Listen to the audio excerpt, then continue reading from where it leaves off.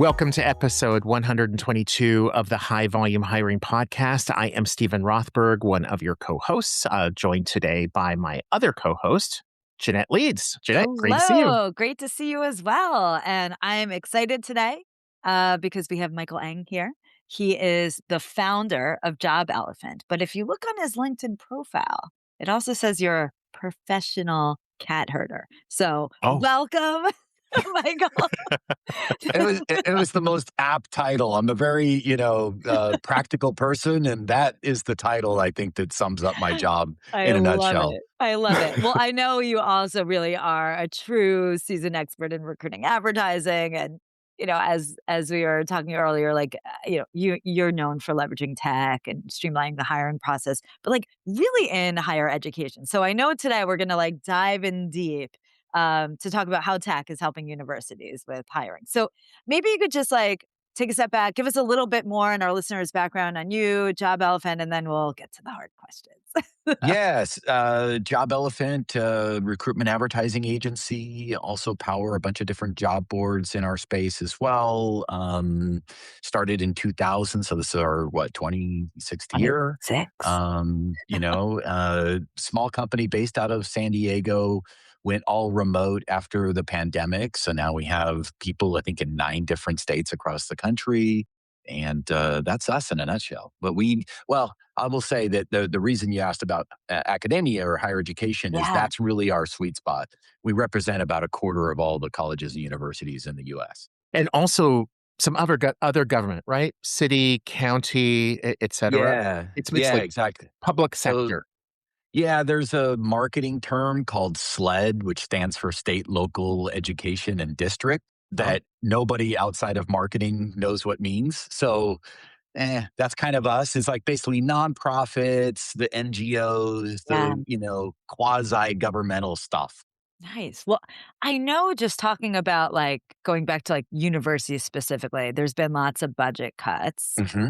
I'm curious, like, what are you seeing on the recruiting side? How universities are handling like the recruiting and recruiting strategies when they're, how are they doing less with more? No, more Yeah. with less, less with more. I know. I'm gonna have some more coffee. So more, more, answer whatever more you with want. it's definitely going to be a more with less, or else his clients will not be very happy. So let's get that very Exactly.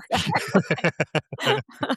Yeah, we rarely hear, "Oh, we're expanding and growing," and, No, right? that sort of thing. So, Yeah. yeah, we're very used to this. Again, having been around for a minute, we've kind of seen some ebbs and flows in the economy, et cetera. Last year, our customers were down about 30% year over year in terms of the number of roles that they were recruiting for. Yeah. So that's It's a significant. big change. Right, yeah, and that, was because of, government cuts to Yeah. various parts. Strategy wise, what changed? I mean, the obvious one is like shifting dollars away from DEI as there was just change in the administration, things like that. But otherwise, I think one of the areas of improvement for my clients would be to strategize, period. That's Mm. really one of the areas that a lot of folks, even in these down, like as in running a company, when you have a downturn, that's an opportunity to look around and say, "Oh, Yeah. okay, what could we be doing differently? Absolutely. We don't have as much volume, so therefore, let's use that time to kind of rejigger things and what are we focusing on?" For those of us, and I am definitely in that camp too, as anybody who can see on the video would agree. When we've been around for more of these cycles, you do see some of those trends. And like the treadmill stops when you stop running on the treadmill and you jump off, that gives you that opportunity to say, maybe this is when we replace our ATS. Maybe this is when we restructure the hiring process. So that makes a ton of sense. Michael, one thing that I think would be really interesting for our audience to hear is sort of the breakdown in who universities hire. Because I think that the vast majority of people, when they think of universities hiring, they're thinking of professors. And certainly they do. Right. But give us an idea, like high level, for the roles that say Job Elephant is involved in. For every professor that you help a university hire, how many other people do you help them hire? Probably 5. Okay, wow. That's more than I was That's a gonna big I yeah. was thinking Yeah. 2 to threefold. Well, So, support staff, police, food, groundskeeping. well, and don't forget the administrative layer Right, too. Right. yeah. Right. So the deans and so forth, which are the managers of faculty, Yep. and then and that was a big growth area, I would say, in the last well, in between 2010 and 2020, I would in that period, um, the number of college administrators really ballooned for whatever reason. I'm sure there's people smarter than me that can figure that stuff out as far as why that happened, but there was a big growth in that as it relates to Job Elephant. We've also seen in that administration side of the house, that's where they tend to outsource a lot of their function to third party executive recruiters as opposed to doing them in house. Oh, that My and running theory on that is that nobody wants to be responsible for hiring the next president. So when you're talking administration, you're talking Big essentially the C-suite that Yes. in corporate speak. right. You're not Yes. talking administration like an administrative assistant. No, no, no, Okay. exactly. Yeah, admit it. Yeah, yeah. So these things can be political or whatever, and so they kind of like the idea of having a insulation layer of like, oh, well, it wasn't us, it was these guys. Yeah, which makes Yeah, sense. corporate politics in a university, I never would have guessed. Oh, I would have, and it's probably worse than like, other places, and I'll just yeah. So and the one reason I sort of know is I know there's just my background originally was campus recruiting on the corporate side and then was involved with a lot of career services. Actually, I forgot I coached for a while at, like, Columbia Business School, so I guess I was a little bit of career service as well, but there's a lot of people who bounce back and forth between corporate, at least Mhm. on the career services side or career management or whatever, the school's calling it. Which made me think, like, just about specialized talents, when you were talking about, the president, but, one question I had, what strategies, aside from going the executive recruiting route, what strategies can you share for anyone that's listening for when you have to attract specialized talents? Mhm. And then also to your point, in a competitive market, right? Like, Yeah. I think that could be interesting to hear about. Yeah, well, Stephen won't be surprised to hear this, that this is where I see the future of, like, the niche association job boards. Yeah, So, you've got programmatic that will cover maybe half of the job seekers out there. But for those specialized roles, they're right. passive candidates, right? They're, not going to be on the LinkedIn's and Indeeds. Everybody's on LinkedIn. I understand that, but they're not actively utilizing that as Mhm.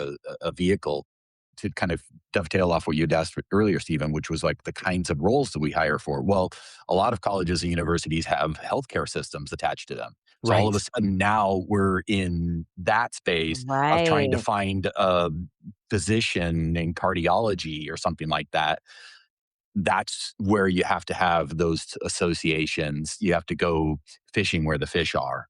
And that's where that kind of really direct targeting goes. The other strategy that I've seen change Jeanette, to your point about Yeah, what's been different with the recruiters, is that we're seeing a lot more recruiters become more active in terms of sourcing. So it's mhm, more of a push and a pull. So they're using our app tracker technology in order to track the ads and see where they need to really hone in on attracting talent. But yeah. then on the other hand side, this is where, okay, this is the first time we talk about AI in this conversation of For the using, record, it took us 10 minutes. That's a new record. but the tools within AI to assist those hiring managers that don't have the resources, don't have the time, don't have even the training to be, a headhunter, if you will, with that Yeah, background. They can now utilize AI to do a lot of those functions for them. And so that's how they're able to get that cardiologist or get that really super specialized role. Hey, everybody. Got a quick question for you. Is your job easy, stress free, and full of rainbows and sunshine every single day? Yeah, I'd say that's a big fat no. Hi, I'm David Noe, host of Speakeasy HR, presented by Payroll Partners, and proud to be part of the Work Defined community. Take a step down into my Speakeasy live on LinkedIn and YouTube, where we tackle HR and business challenges through raw, uncut, unfiltered conversations. This is HR like you've never heard it before: bold, real, and full of practical takeaways.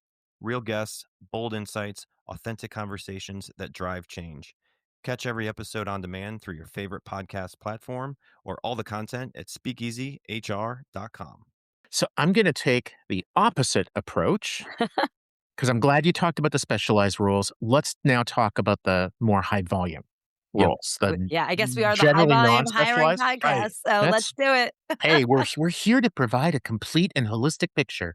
Um, Talk with us about some examples of roles that are high volume. I suspect some of the healthcare roles are definitely going to be in there, food Mhm. service, whatever.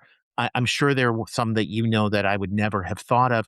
And then also the tech that the universities are using to help with that.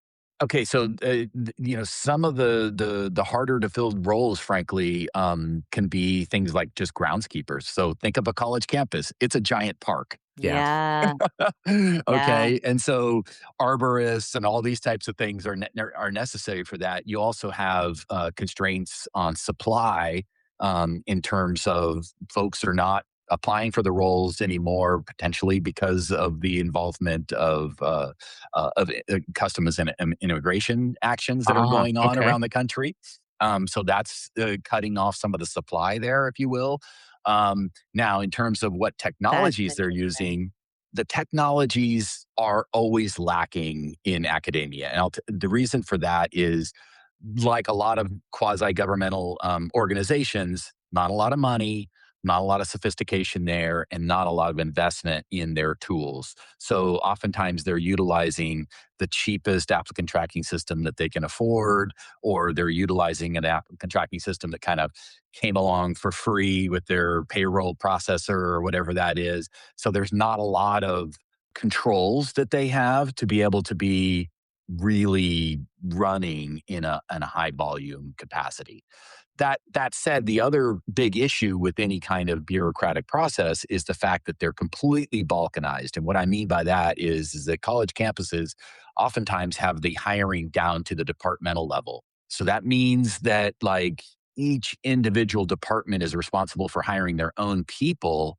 The example I always use is one of my customers is University of California, Berkeley. There's like 900 some odd departments on campus. That's like 900 different HR managers. And all of them essentially small businesses, Right. And right? and Yeah. using at least Wow. 3 different applicant tracking systems because they've got one for different Oh, functions, and wow. I I'm know. just So I'm it just it thinking like, man, to go in, you could just clean that up and streamline and just there's so much opportunity there to just make it better. But lots of red tape to cut. yes. Sorry, my mind just I like think I Jeanette, you're, like, mentally salivating. I Let me am, add it. but at the same time, I'm like, the red tape. So, okay, so here I'm just looking at the time. I'm gonna ask you a last question. Go for it. Let's say, for those listeners who are at universities and they're in the middle of this red tape, million departments, da, da, any tips, tricks, best practices, like leave us on a high note of like, how can they cut through? What could they be doing to, What's the silver bullet, Michael? What's exactly, the Yeah. Well, silver bullet? exactly. If they can't centralize, they can't do that. What can they do? yeah, I again, I think it goes from the top. It's stopping to actually analyze and set your key performance indicators, your KPIs, and really do a reset of fundamental talent acquisition, goals. Like what is our actual time to hire and what is our cost per hire? Those types of metrics are not what are driving a lot of the decisions that are going on college campuses. And I really wish our customers would step back and look at their processes and look at it from an outcomes perspective of Yeah. like, okay, what's our goal? And then let's work backwards into let's eliminate any of the tech that is not playing nice or not letting us achieve that end goal that we want. That's awesome, and I'm assuming that you and your team help with those decisions, right? To Yeah, kinda guide them through, even if it's not something that you sell, You're going to be Correct. sharing like, hey, there are these other universities that we work with that do X, Y, and Z. You're doing A, B, and C. A is pretty darn good, but B and C, those should have gone Yeah. out. Those should have gone out with the Stalin era. Yeah, well, and Stephen, you've been in the space. I mean, ad agencies often in the past were order takers, Sure. and then now we've really morphed in the last 10 years to be consultative. And Yeah. so it's really talking to our customers like, yeah, we could put that ad in full page ad in the newspaper, but it's not going to work. This Right. is what you should be doing. Awesome. Yeah. Right. That's awesome. Michael, thank you so much. This was great, eye opening, and lots of stuff to be done, even with red tape. Yes. It's bottom line. Cheers, Michael. Thank you. Take care, Thanks, everyone. guys. Bye Bye. bye.